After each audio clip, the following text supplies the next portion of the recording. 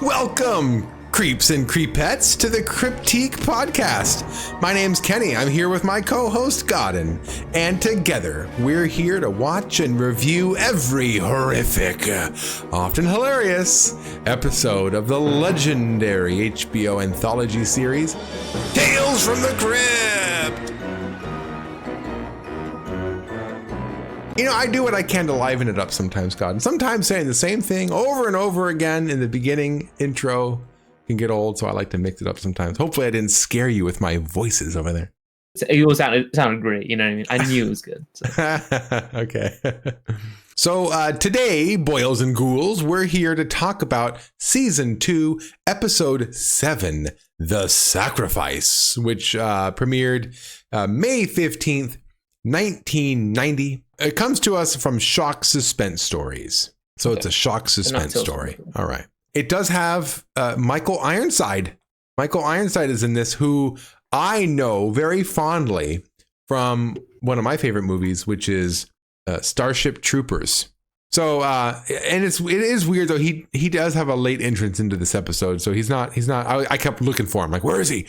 Is he here? Is he here? I kept waiting for him. So, but he does have a nice reveal when he finally shows up. All right. So, before we dig into this episode, we do want to let everybody here know that we're only here to just express our love for the show. We want to talk about what we like, what we didn't like, whatever thoughts we have about the episode. That's really all we're here for. And also to build a community. So if you want to share or you want to chime in and add something that we missed, or you think we got something wrong, then let us know. Comment, right? Share. Let us know what you think.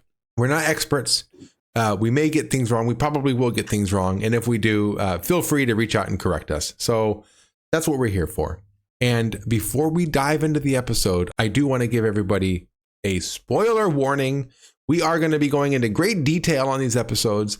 So if you don't want to be spoiled, now's your chance to click out of this, go watch the episode on your own, and then come back and listen to us go on about it. So here we go.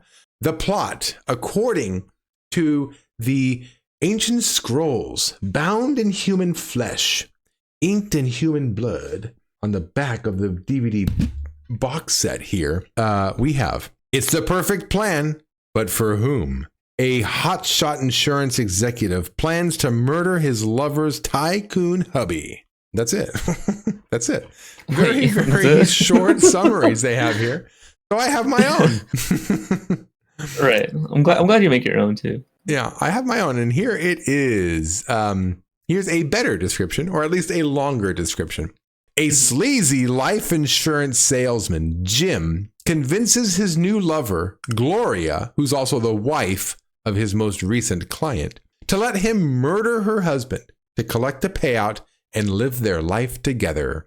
Just when they seem to have gotten away with it, Jim's boss, Jerry, confronts the pair with incriminating photos of what they've done. He blackmails them, insisting that they share Gloria. James is helpless as day after day he sees her return home physically and emotionally abused. He becomes overcome with guilt and makes the ultimate sacrifice. He takes his own life to free Gloria from Jerry's grip.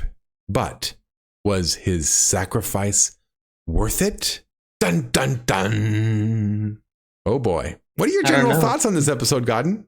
On this episode, I mean, I like just a tad bit more than the last episode. Just a tad bit more, you know?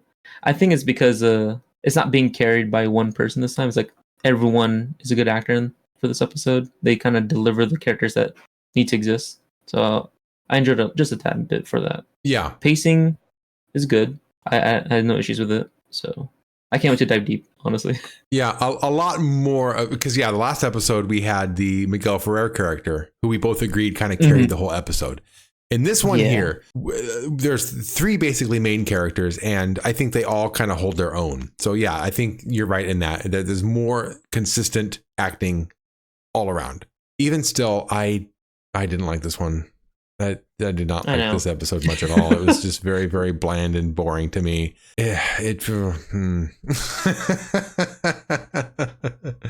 I guess we'll get to it as we go. But yeah, this is one that I would I would not necessarily encourage people to watch. All right, so start off with the Crypt Keeper and his lair, and he's at like a boiling pot of, which is basically a witch's brew kind of a pot going on, right? And he says, "I have a newt, bladder of a cobra, whisker of a rat. Oh, hi, kiddies. I was just rustling up a sickening snack for ghastly guests. Let's see. I need the blood of a sacrificed goat."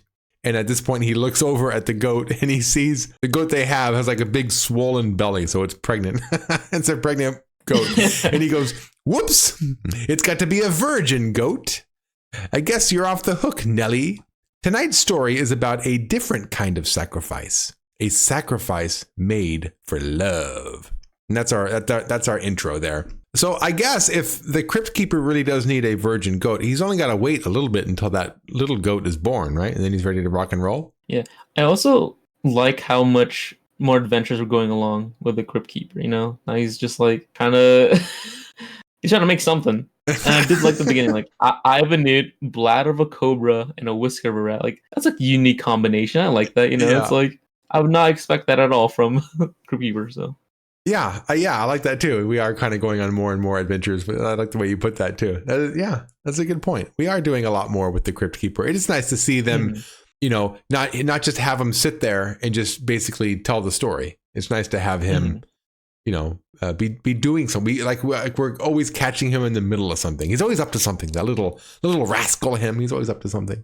All right, so the panel opens up with, again, I brought this up last week, but look at the layers in this. There's very, very, very consistent. So we have the foreground, the midground, and then the background.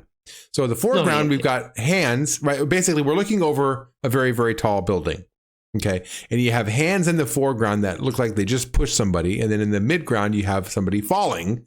So looks like he pushed him, or the hands pushed him. We don't know if it's a he or she. And then, of course, below that is, a busy city street. So, and it's at nighttime. It looks like it's at nighttime. We have really dark blues and almost purples in the midground and in the foreground, but in the background you have the bright city street lights. You have the street lights, and you have lights from cars and whatnot. So you have a bright background, and then in the foreground it's more dark, similar to how our last one was. Very, very bright in the background, and then in the foreground is very, very dark. And then what do you think about the fact that the man falling is looking at you? Mm-hmm. Right. Because you're the one who pushed him. Right. Yeah. So according to the panel, we are, because it's a first person view, we are the ones who push this person, and the person is looking at us. And that to me is the most haunting part of this whole panel, is the fact that we have to stare at the person we just murdered. Mm-hmm. Ooh, that's really, really haunting. How high do you think this drop is, just from the panel? Oh, do you think it's more than 13 stories tall? We do learn from later in the episode that this character getting pushed off from his balcony, and he happens to live in the penthouse. So it's the top story. All right. I do like the color scheme. Yeah. It's always nice. Good colors. In scene 1, we're basically in the cityscape here. So is this I think this is supposed to be LA area. Is that right? Is this? It is LA. Yeah. Is it actually Hollywood or no? I didn't see the Hollywood sign. That I wasn't paying attention to. Yeah. Because I think it's just bigger Los Angeles. Yeah, the greater Los Angeles area. I didn't see the Hollywood sign or anything to tell you that it is Hollywood, but I got the impression it was, because it just looked really ritzy. Looked like kind of like a ritzy, rich area. So this is where we meet Jim. We don't know it's Jim yet, but he's driving. He's pulling up to this really, really large, luxurious apartment building. And he lets himself inside. He gets in the elevator, and on his way up, there's a beautiful woman who's also there with him. He strikes up a conversation with her, and basically, flirts with her a little bit, but she doesn't seem very interested. Through this conversation, we learn also that he's a salesman. He's selling something. So he doesn't live there, but he's going to visit somebody there. And basically, he uses that as an excuse to try to strike up a conversation with her, but she doesn't seem interested. So he takes the elevator all the way to the top story. Like I said, like the top floor penthouse. And it's there where he's greeted by Sebastian, who is the owner of this penthouse. And at this point, it's interesting because Jim is dressed up in a suit, right?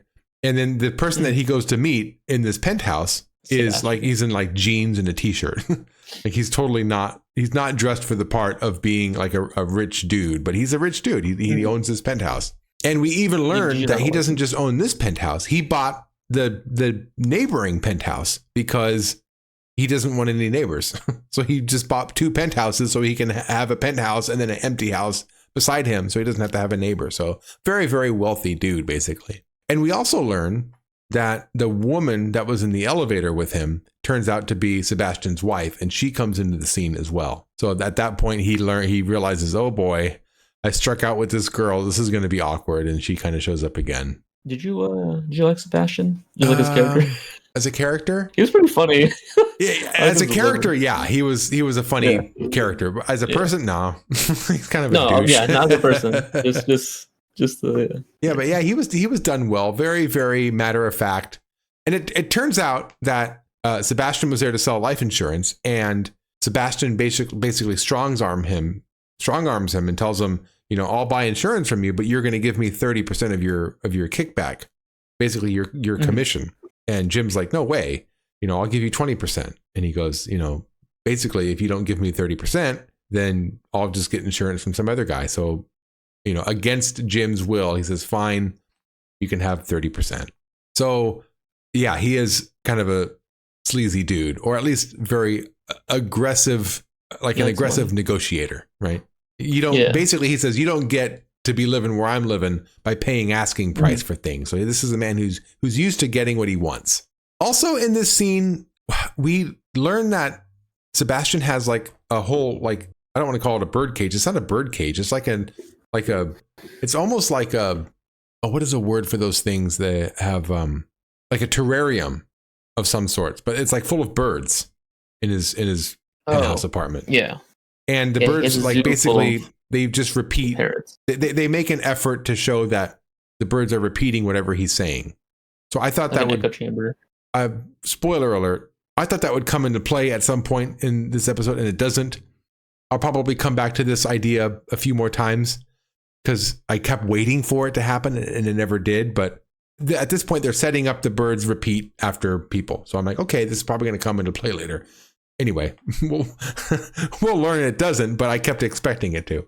Shortly after this deal is made with the life insurance, we're back at Jim's place, and that woman shows up, the wife of Sebastian. Her name's Gloria. She shows up to Jim's place, and we have an interesting scene here. Basically, Jim says, you know, it's not unusual for the wives of people that I, you know, sell insurance to show up. They want to know if they're in the will. They want to know if they're in the policies some way. And she says, well, am I? Will you tell me? And he says, maybe if you're nice to me. And that kind of, you know, one thing leads to another, and they end up, you know, making love together. And this is another one of those where, remember last season, I think, what was it called? Where they had like those like just constant sex scenes. Gosh, do you remember the name of that episode? Lover Come Hack to Me. Hack to Me. Lover Come Hack to Me. Yeah. So this is not like that, right? Lover Come Hack to Me was completely almost pornographic. It was just like so grotesquely sex scene. This is done a lot more romantically, but it's still a lengthy sex scene, which I don't think needed to be that long.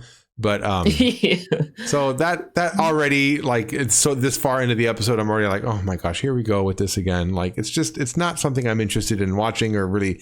I get the idea that they're there to have sex.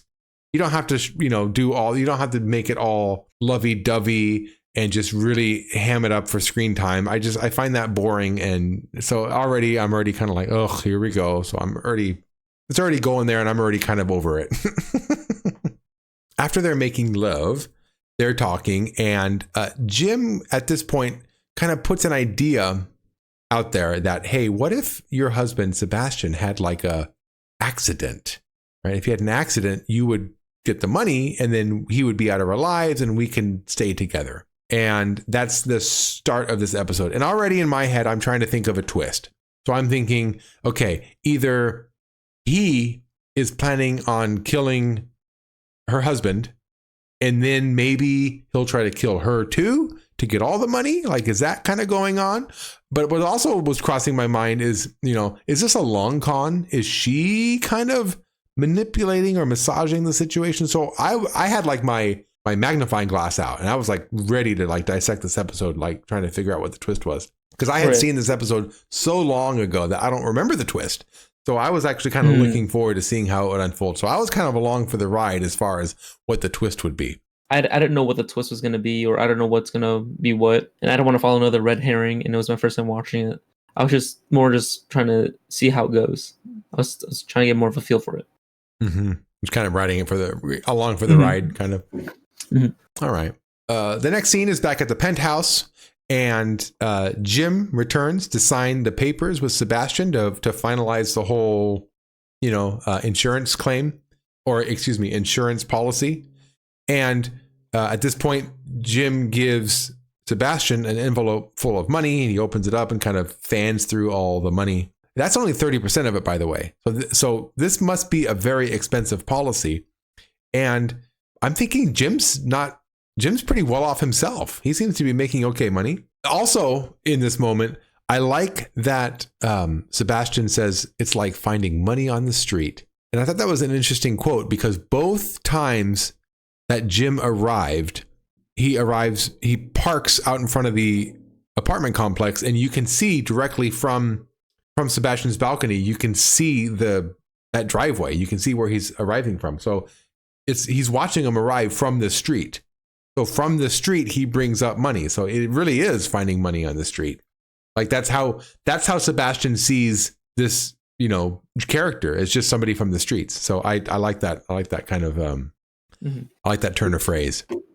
So at this point, they go out on the balcony to celebrate the new insurance policy, and they go out there with champagne. There's a little celebration going on, but Jim walks up and actually shoves Sebastian off the balcony. And this is an interesting shot. It looks like they actually had like a stunt thing going on. They actually had somebody, diving off of a building, and I think that was well shot. It looked pretty good. I enjoyed it. It was I did like how he just sneaked up on him still and kind of had him over, and then he there was a whole struggle if he caught on or not, and I did like that. Yeah, there was a struggle. Because it was quick, but it was like there was still a moment of struggle. Because he flipped him over the balcony, but then Sebastian managed to hang on, so he had to actually wrestle him off. And then while he was wrestling him off, Sebastian actually said, "Gloria, help me!" So there was a struggle. There was some shouting going on there. So when he does fall, though, the fall looked good, but then the landing, I got to tell you, the way they filmed it, it was just he was just lying on the street. They didn't have a big splatter of blood, or like, his head was cracked open, or nothing, no carnage, nothing like that. So that part of it was disappointing to me. I was kind of hoping for some carnage at the landing site, so to speak, but it was just some dude lying on the ground. It looked like I was lackluster. I was not impressed by that. And you don't like how the people came out? All like, oh my god! Yeah, everybody came out to kind of were shocked at the grotesque scene that just happened, but it wasn't grotesque. It just looked like some dude lying there. So I wasn't impressed. I wanted more practical effects there, and then there were none. You wanted a big boom, like a watermelon. Right? They could have dropped a watermelon. So the next scene, we have the police there at the apartment, or at the penthouse, and they're interviewing Gloria. And Jim is listening from the other room. So, everybody's there kind of for this scene. And we learn also in this scene that Sebastian had never signed the paperwork yet. They hadn't gotten to that part of the process, that there was no insurance money. Mm-hmm. So this I like the scene actually, because it did a couple of things. It let you know that they didn't just do it for the money. This is for them being together. So maybe they are in love, right?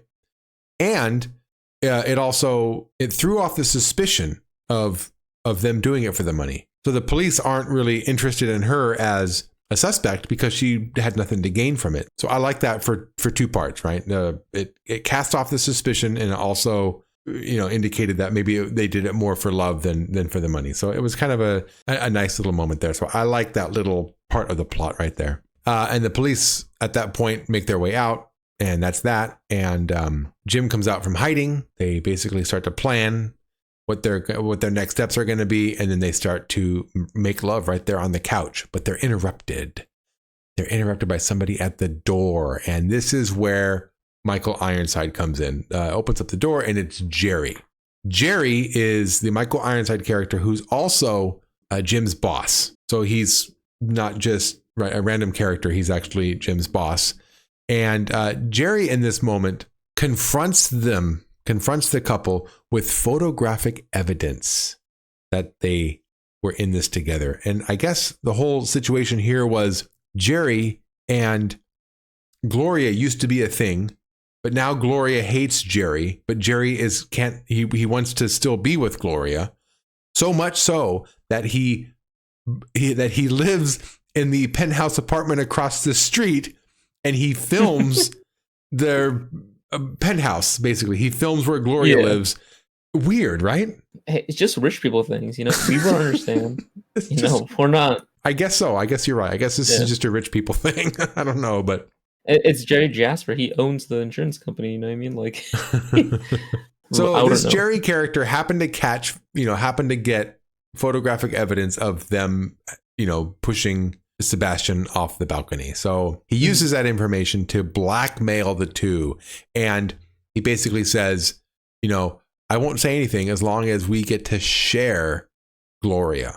So he says, I want her every night, basically from dusk to dawn. And then you can have her the rest of the time. And that's that. I don't know if I think it's months later is the next scene. But at this point, Gloria returns home in the morning, and she looks very beaten down and just battered, emotionally and physically. And she shares a story of being basically sexually assaulted by basically random people that Jerry had brought home. So he's up to some really sadistic things with her. And Jerry basically says, not Jerry, Jim. Too many characters with the same name. Too many, just two, Jerry and Jim. But basically Jim says, what should I do? And she says, you could do what you've always done. Nothing. So she's very disappointed with him for not doing anything about this whole situation. And he's kind of helpless. He doesn't really know what to do. So that's where the sacrifice comes in. That I think it's that night when Jim is not at the penthouse, Gloria goes to his house. And that's there that she finds him dying on his bed after having taken a bunch of pills. And he also wrote a confession letter. The letter is of him taking all the guilt of what he's done in murdering Sebastian and basically absolving her of anything to do with it. And as he's dying, she basically burns the letter and lets him die. So he sacrificed to let her off the hook, but she burned the letter.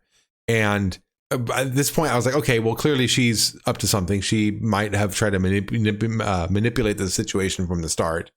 And I guess this is where, because also it's still in the back of my mind was these birds. The birds were saying, like repeating what people were saying. So I thought, are the police going to hear, Gloria, help, or something like that? Or I don't know, or maybe the plan between Jim and Gloria, they were talking a lot in front of the birds. So I thought maybe they're going to hear I don't know. I just kept waiting for the bird to come back. So I wasn't ready for the ending yet.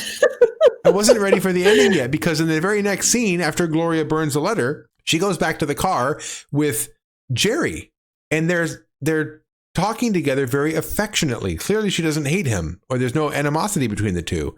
And basically they reveal right there that their plan all along was to have Jim kill himself so they can live together. That was the plan. That was the twist. And then we go, that's the end.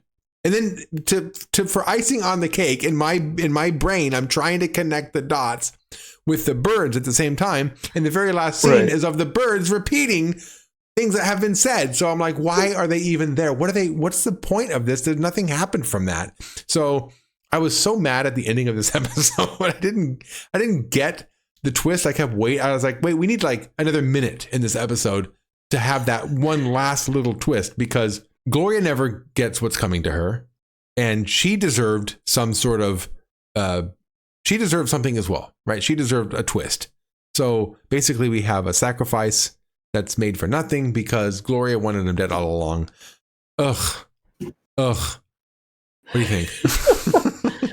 I don't know. I didn't see it like that, you know? Like it was because the way I got from the episode when Jerry Jasper got introduced was all about like how it was an issue whenever he introduced Gloria to Sebastian, and then he just like lost her or whatever, or whatever the case may be. Because maybe it was another thing where they just wanted to kill Sebastian, but I thought like because maybe Sebastian was just somehow richer at the time, and or something, and maybe they made a scheme where we'll eventually kill Sebastian when. I actually wasn't too sure about that, but I didn't think too much of it till now.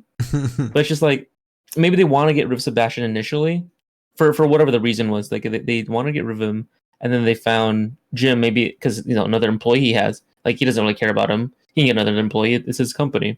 So he's like, okay, let's send Jim to Sebastian's house. And then from that point, she pretty much acted, for all her roles because at the end of the scene or in the car. They were like complimenting each other. It's like, oh, you're such a good planner. And Jim says to Gloria, like, oh, but you're such a good actor, right? So she just like played along for those two just to die. So they just get rid of all their problems and they can just like, well, I don't know how that problem was initially created, but they clearly had pieces to get rid of it and then just like live off their own life and just drive off, So, yeah, I felt like after watching it again, I was trying to piece it together, and I feel like there's like two scenarios that are playing out in my head. Either Jerry and Gloria were planning this all along, and Jerry sent Jim to this house to get everything going, to get everything rolling. That was like scenario one, right? So it was all from the start. Or Gloria really hated Jerry, and it wasn't until he blackmailed them and then got her over and then maybe seduced her after the fact. You know what I mean? Like, hey, we could, I don't know. Like, I'm not sure kind of how it worked out. I don't know if it makes much of a difference. What matters to me is those damn birds never made their point made. I like the birds because in the beginning of the episode, when Sebastian was introduced, he's just saying some crazy stuff.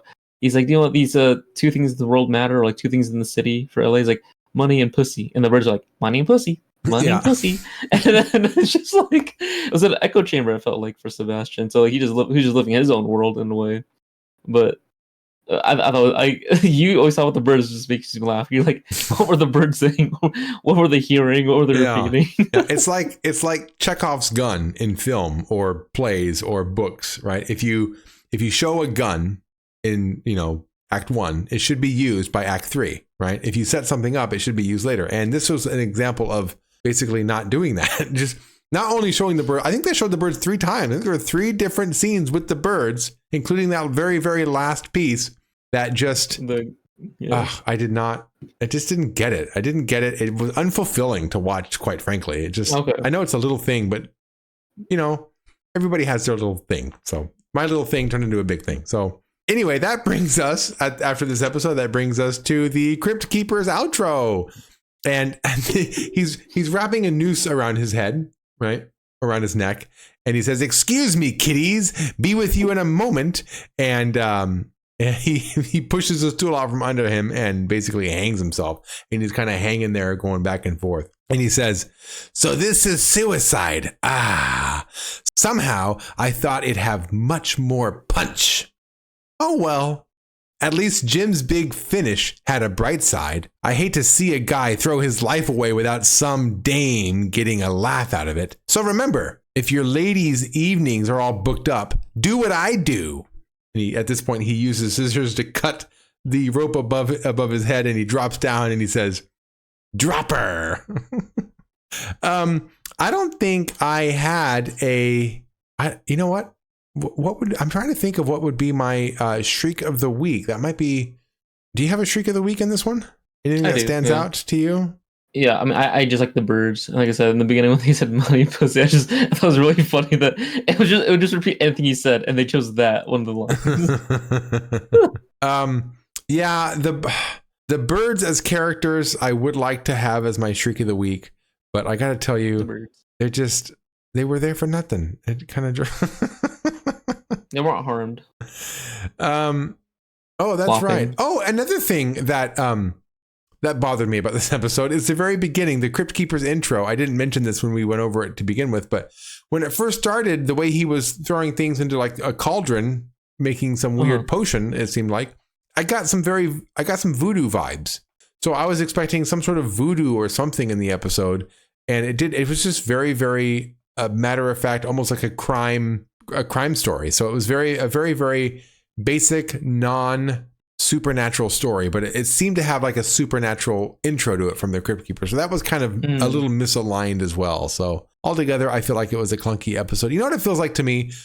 It feels like a very middle of the season episode where all the writers and everybody involved were just trying to get through the grind of their day and just make a new episode for this week. It doesn't feel like there was any flair or polish or even Michael Ironside's character was kind of basic in this. So altogether, a very, very basic episode. I guess my shriek of the week would go to that pregnant goat who got herself out of being sacrificed. So for a score, Godden, I'm going there with this one. I'm gonna give this a 1. One photo of Jim throwing Sebastian from a balcony. Dang. I mean, you hate this episode. I didn't like it.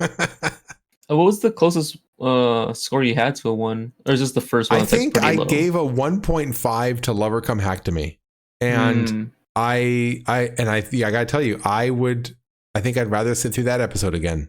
Really? No, if it was between this episode and Lover Come Hack to Me, and a friend was over who'd never seen the show and said, we gotta watch at least one of these, I would say, well, okay, then Lover Come Hack to Me, here we go. This didn't even have any gore. So if he had fallen from the balcony and exploded in like a glorious practical effects way, that could have really lent it some redeeming quality. But it was just, that's so funny. Just a boring episode. Yeah. I guess I like the boring episode because I give it a 3.1. A 3.1. 3.1 what? Pregnant goats. 3.1 pregnant goats. Okay, there you have it. Yeah. All right. Well, hey, and that leads us to correspondence. I got to tell you, if you disagree and you think, oh my gosh, this episode was fantastic. What are these guys talking about? I love this episode. Please let us know in the comments. We want to hear from you. And I'm definitely absolutely eager to read your comments and even to share your comments right here on the podcast. So please, please, please reach out. Let us know what you think. We love hearing from you. Before I go, I do want to give some shout outs. I've been given some the same shout outs throughout the last few weeks, so I'll be quick here. Creeps of the Crypt or the Crypt Keepers podcast, if you're interested in other podcasts that also talk about Tales from the Crypt. Haddonfield Radio, if you're a big fan of those horror franchises and you want some fan commentary. And Teach Her Ama, if you're into Futurama, take a look into those podcasts. I've already talked about those a few times throughout these last few weeks. So there you go. There's a brief synopsis of those shout outs. Next week, we are going to be talking about season 2, episode 8, For Crying Out Loud. If you want to follow along, watch that episode before we get there, and you can tune in to hear us babble on about it. I'm Kenny. I can be found on YouTube and on Twitch at Too Bad About Kenny. That's with TOO Bad About Kenny, as well as the number 2 Bad About Kenny. I have a second YouTube channel where I do movie reviews and book reviews. I also have a Twitch channel where I play games. Right now, I'm making my way through the Final Fantasy games. If you're into retro, older games, I'm playing the original Final Fantasy games. Godden, how about you? Firstly, they can find me on Twitch, UAPPO, then number 6. And they can also keep us, see some updates from us or interact with us on our Twitter, Cryptikers. So that'll be our Twitter handle. So yeah, if you decide to tile on Twitter and you don't want to just do comments for YouTube, you can also just expedite some correspondence, get that in the next episode. So yeah. All right. And thank you for taking care of our X/Twitter, Godden. All right. With that, I will bid you adieu, and we'll see you next week again with season 2, episode 8, For Crying Out Loud. For crying out loud, go watch the episode and then come back and watch us babble on about it. All right. Take care of each other. Take care of yourself. Bye-bye then.